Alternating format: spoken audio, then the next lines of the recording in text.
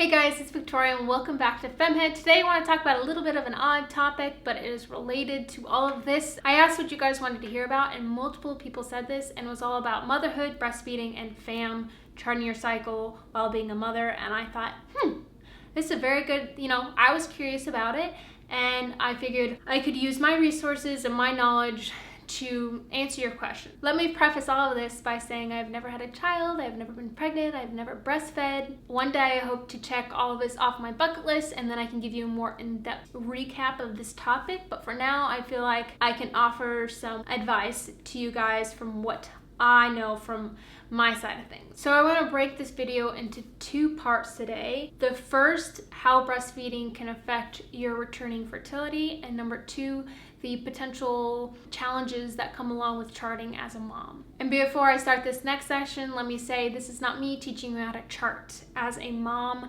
if you are curious about this and you want to learn more, go out and do your research, get educated. This is me simply just starting the conversation today. And since I didn't have any personal experience with any of this, I went to the Bible, taking charge of fertility, and this is what I had to say. My biggest takeaway from what I learned is the degree to which you breastfeed affects how quickly your fertility returns. And it's broken up into 3 levels: not breastfeeding at all, partially breastfeeding, and exclusively breastfeeding. It's the suckling of your baby on your breast that sends a signal to indirectly suppress the hormones that trigger ovulation. I know that sounds very complicated, but essentially it's the baby's action on your boob that is suppressing your fertility. But just because you're breastfeeding doesn't mean that you're not fertile.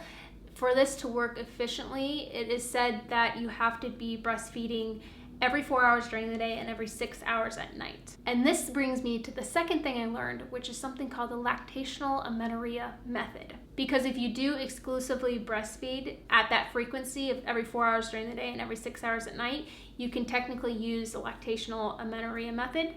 And even if you are partially breastfeeding, but we'll get into that in a second. I'm going to abbreviate it by calling it LAM from now on. I don't know if that's what it's called, but that's what I'm going to call it. You can use LAM if your period is not returned, if you are fully or almost fully breastfeeding, and if your baby is less than 6 months old. But there is a 56-day post-birth cutoff for this. Any bleeding before this 56th day can be considered postpartum bleeding, but anything after this should be considered menstrual bleeding, and therefore a return of fertility and ovulation. Interestingly enough, the failure rate for LAM is less than 2%, which means that it is more than 98% effective. But I will get into this also in a second. Because regardless of how frequent you are breastfeeding, you really need to pay attention to your cervical fluid, because that is going to signal a return of fertility. Okay, moving on to partial breastfeeding, which means you supplement less than 15% of the time. You can follow LAM, but you have to use the 2 anovulatory rules that go along with that, which are the unchanging day rule and the patch rule, which requires you to establish a basic and fertile pattern following the 2 weeks after your post-birth bleeding. But once your period returns after that 56th day cutoff,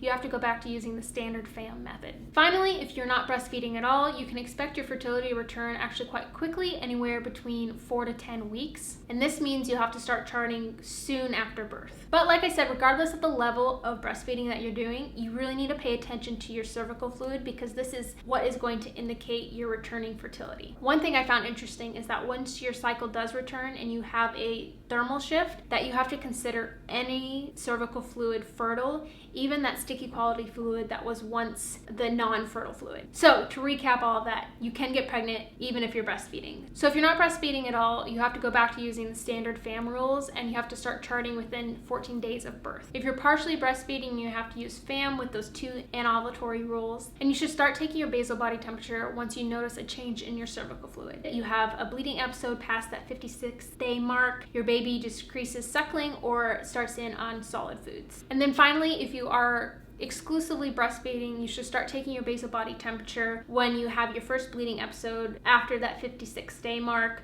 or your baby is 5 to 6 months old, or you decrease the amount of breastfeeding or introduce solid foods. Okay, now into the potential challenges that mothers may face when it comes to charting and being a mom. So as we talked about above, depending on your level of breastfeeding, you're going to eventually have to start taking your basal body temperature again. Sure, this is all good and well, but when you have a baby, I can only imagine the challenges that come along with taking a consistent basal body temperature every single morning. I'm sure that when you're a new mom, getting 4 hours of sleep straight is a a feat. Not only that, but if you do get those 4 hours of sleep, waking up and then taking the 60 to 90 seconds to take your temperature while your baby's screaming can seem a bit impossible. I can totally see where charting is hard as a new mom, but from what we've learned today, it is crucial to really focus on your cervical fluid. And this is where I suggest getting your partner involved. I don't think we give our partners credit or the opportunity to help us out to the degree we might need. And so you need to explain to them the importance of being able to take your temperature in the morning,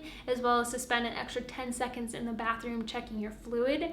And I'm sure if they're as exhausted or just worn out as you are from the new baby, that they're going to be more than willing to help you prevent another pregnancy before you two are ready. Is charting harder with the baby? There is no doubt about it, but I definitely think it is doable. And from what I've heard, you don't jump right back into the sack. You got to give yourself some time to heal, some time to spend time with baby, and then you can get back into that relationship with your partner. And so I think you have a little bit of a window there. Now I will get back to you when I've had a baby, because in the end, what do I even know? Thank you so much for watching, you guys. Don't forget to subscribe, and I'll see you guys on my next video.